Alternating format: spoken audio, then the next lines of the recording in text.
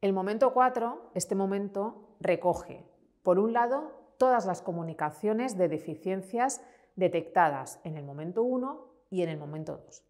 Y por otro lado, recoge también las propuestas de resolución de la comisión que se han producido en el momento 3. Por tanto, todos los momentos que hemos ido desglosando van a derivar en una serie de medidas a implantar por parte de la organización. ¿Qué vamos a hacer con estas medidas? Bueno, pues lo primero que tenemos que hacer es llevarlas a una planificación, de la misma forma que hacemos con otra serie de informes derivados de prevención de riesgos laborales. El cumplimiento de esta planificación llevará a una mejora en las condiciones de trabajo de los trabajadores y las trabajadoras. En la planificación vamos a establecer fechas previstas de implantación, personas responsables de llevar a cabo esa implantación, comprobación por parte de una persona distinta a la que se ha hecho responsable de llevar a cabo la medida y presupuesto en caso de que haya sido necesario una inversión económica. El cumplimiento de esta planificación llevará a una mejora de las condiciones de trabajo de los trabajadores y de las trabajadoras en todos aquellos aspectos que hacen referencia a la violencia laboral. Los responsables de la empresa van a tener que trabajar en 3 líneas de trabajo. En primer lugar, van a tener que trabajar sobre aquellas actuaciones deficientes detectadas en el momento 1 y 2 principalmente. Dentro de estas deficiencias o de estas actuaciones habrá que trabajar en la gestión preventiva, en actuaciones preventivas frente a la violencia laboral y en el clima de violencia en el trabajo.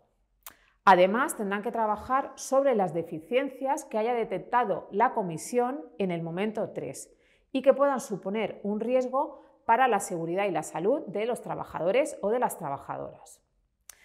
Y por último, además van a tener que aplicar un régimen disciplinario que vendrá contenido en su convenio colectivo.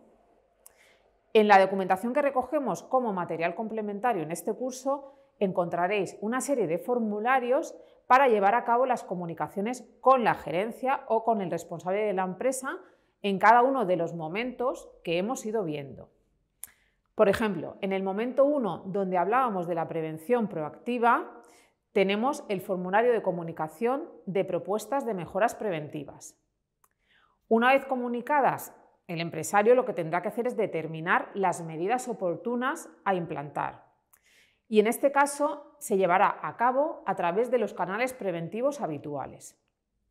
Si recordáis, en el momento 2 hablábamos de una detección temprana de situaciones de riesgo de violencia laboral. Aquí contamos con otros formularios, por ejemplo, el formulario de comunicación de deficiencias de la prevención específicas de violencia laboral. Y contamos también con el formulario de comunicación de factores organizacionales relacionados con la violencia laboral. En este punto hacemos referencia a 3 aspectos. Por un lado, acciones específicas llevadas a cabo en la empresa para prevenir situaciones de violencia laboral. Por otro lado, adecuación de los recursos para actuar frente a posibles situaciones de violencia laboral. Y por último, hablamos también de factores organizacionales que están creando, motivando o precipitando situaciones de violencia laboral. El empresario, con toda esta información, debe proponer y promover medidas que solucionen todos estos problemas y que protejan a los trabajadores y trabajadoras de la empresa. Atendiendo a lo que establecen los artículos 18 y 24 de la Ley de Prevención de Riesgos Laborales, el empresario debe consensuar estas medidas con la representación sindical de la propia empresa. Y por otro lado, debe comunicar a las personas trabajadoras todas estas medidas una vez que hayan sido consensuadas y aprobadas.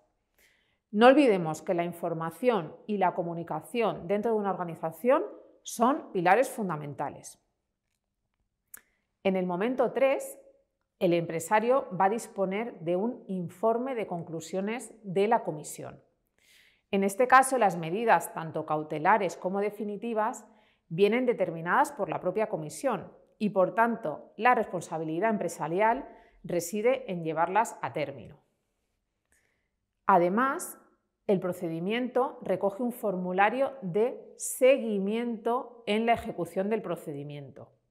Este documento va a servir de control, orientación y retroalimentación y será importante y necesario realizarlo periódicamente, por ejemplo, cada 3 meses. En función del momento del procedimiento en el que nos encontremos, se pueden aplicar una serie de medidas u otras.